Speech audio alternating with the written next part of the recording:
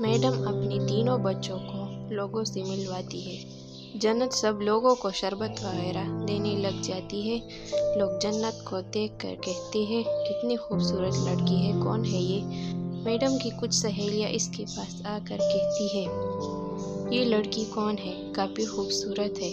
पहले तो उसे आपके यहाँ नहीं देखा, आपकी कोई रिश्तेदार है? मैडम जन्नत को बुलाकर कहती है, ये सारी मेरी सहेलियाँ हैं। जन्नत उनको सलाम करके हाल चाल पूछती है। मैडम अपनी सहेलियों को कहती है, ये मेरी नई नौकरानी है जिसने ये सारे इंतजामात किए हैं। आप सब इससे मिलना चाहते थे ना? तो इस बच्चे ने ये सब किया है अकेली, वो सब कहती है। लोगों की तवज्जो जन्नत की तरफ होती है। ये सब देखकर मैडम को गुस्सा आ जाता है। आयशा माँ के गुस्से का फायदा उठाकर कहती है, अम्मी देख लेना, ये लड़की हमसे सब कुछ छीन लेगी। सारे लोगों को अपनी मासूमियत की जाल में कैसे फंसा दिया। एक दिन आपको भी फंसाकर सब लेकर भाग जाएगी।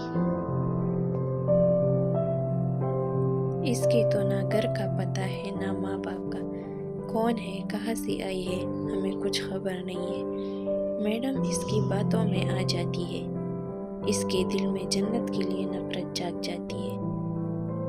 वो जन्नत को हाथ से पकड़कर अंदर ले जाती है और गुस्से से कहती है, लोगों के आगे पीछे तुम हिलाना बंद करो। तुम्हें क्या लगता है तुम्हारी ये मासूम सी शक्ल लोगों को फंसा लेगी? मगर मैं उन सब में नहीं हूँ। तुम्हारी इस शक्ल का जादू मुझ पर नहीं चलेगा।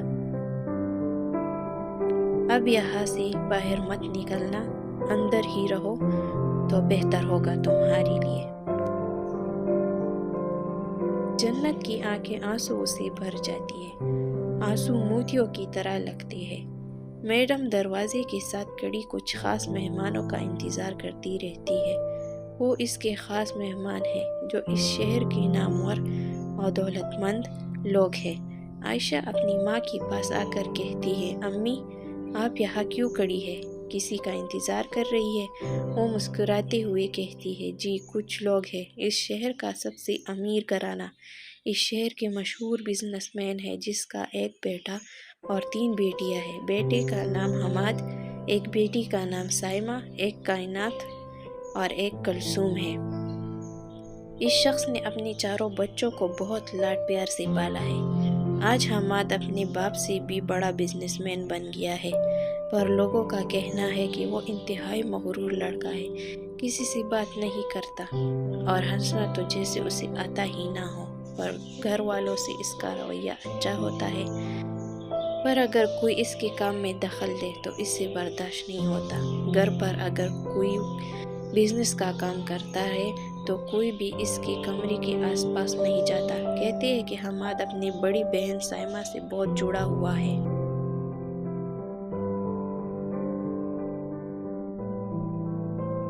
वो हर बात साइमा को बताता है।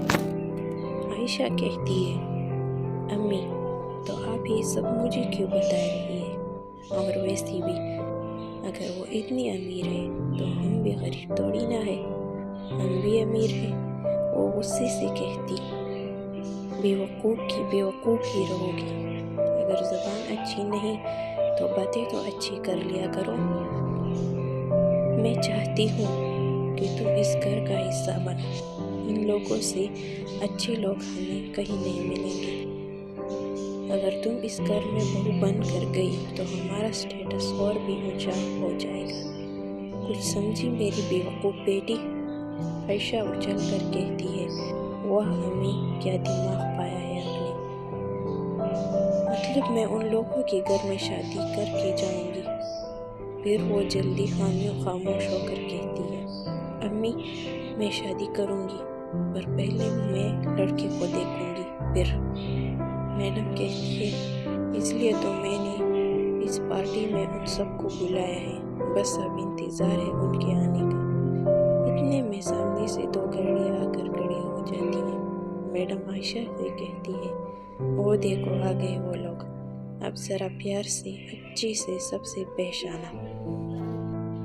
گاڑی کے دروازے کھلتے ہیں اور حماد کے ماں باپ اور بہنیں گاڑی سے اترتی ہے۔ پھر دوسری گاڑی کا دروازہ کھلتا ہے۔ عائشہ بھی صبر سے گاڑی کو دیکھتی رہتی ہے۔ حماد گاڑی سے اترتا ہے۔ عائشہ حماد کو دیکھ کر وہی دم سی جاتی ہے۔ اس کی آنکھیں حماد پر جم جاتی ہے۔ میڈم اسے دھکا دے کر کہتی ہے، ہوش میں آؤ، دیکھو وہ حماد ہے، کتنا اچھا لڑکا ہے، اب ذرا منہ سے لال ٹپکانا بند کرو اور سب کو خوش آمدید کرو۔ چلو، وہ سب کو خوش آمدید کرتی ہے۔ میڈم حماد کی ماں سے مخاطب ہو کر کہتی ہے، راستے میں کوئی تکلیف تو نہیں ہوئی؟ وہ مسکرا کر کہتی ہے، نہیں نہیں، کوئی تکلیف نہیں ہوئی، آپ کا شکریہ۔ وہ سب کو اندر لے جاتی ہے۔ سب کے بیٹھنے کے بعد میڈم سائمہ اور ان کی بہنوں سے حال چال دریافت کرتی ہے۔ پھر حماد سے مخاطب ہو کر کہتی ہے، حماد بیٹا کیسے ہو آپ اور کام کیسا چل رہا ہے؟ وہ جواب میں کہتا ہے، اللہ کا شکر ہے آنٹی، میں ٹھیک ہوں اور کام بھی اللہ کے فضل سے ٹھیک چل رہا ہے، ویسے پارٹی کافی شاندار ہے۔ وہ مسکرا کر کہتی ہے، شکریہ بیٹا، یہ سب تیاریاں میری بیٹی نے خود اپنے ہاتھوں سے کی ہے۔ عائشہ حیرانی سے اپنی ماں کی طرف دیکھ کر آہستہ سے کہتی ہے، امی جھوٹ کیوں بول رہی ہے آپ؟ میں نے یہ سب کب کیا؟ وہ عائشہ کا ہاتھ پکڑ کر وہاں سے لے جاتی ہے اور کمرے میں لے جا کر کہتی ہے، خبردار جو آئندہ میری بات کاٹنے کی کوشش کی تو میں جو کر رہی ہوں سب تمہاری اور تمہاری بھلائی کے لیے کر رہی ہوں۔ اس سے ان سب کی نظروں میں تم اچھی ثابت ہوگی اور حماد کی ماں تمہیں تب اپنی بہو تسلیم کرے گی اور تمہارا ہاتھ مانگے گی جب تم انہیں اچھی لگو گی۔ تو جیسا میں کہتی ہوں اور کرتی ہوں ویسا کرو، میرے ہاں میں ہاں ملا اور ہر کام میں اور ہر بات میں ٹانگ اڑانا بند کرو۔ چلو اب۔ میڈم باورچی خانے میں جا کر جنت سے کہتی ہے کہ ٹرے لے جا کر جو مہمان وہاں بیٹھے ہیں ان کے سامنے یہ ساری چیزیں رکھ دو اور زیادہ وقت وہاں نہیں لگانا اور نہ ہی کسی سے بات کرنے کی ضرورت ہے۔ وہ کہتی ہے، ٹھیک ہے میڈم، جیسے آپ کہیں۔ وہ ٹرے اٹھا کر جانے لگتی ہے کہ عائشہ اس کا راستہ روک لیتی ہے۔ اپنی ماں کی طرف دیکھ کر کہتی ہے، امی اس لڑکی کو ان کے سامنے جانے کیوں دے رہی ہو؟ یہ میس نے ہے، کیا پتہ اپنے اس بیچارے سے چہرے سے ان کو نہ پھنسا لے۔ میڈم اس کو کہتی ہے، فکر مت کرو تم، اب ان کے اتنے بھی برے دن نہیں آئے کہ اس جیسے لاوارث نوکر پر رحم کھائے اور اس کے جال میں پھنس جائے۔ جنت دونوں کی طرف دیکھتی ہے پر کچھ نہیں بولتی۔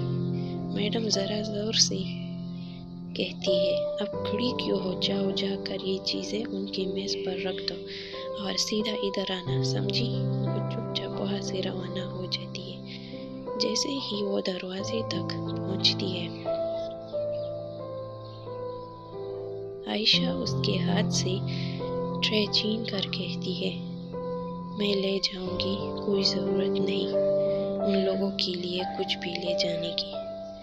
وہ ٹرے لے جا کر ان کے سامنے کھڑی ہو جاتی ہے اور مسکراتے ہوئے ٹرے کو میز پر رکھ دیتی ہے اور سب کو شربت سرو کرنے لگ جاتی ہے۔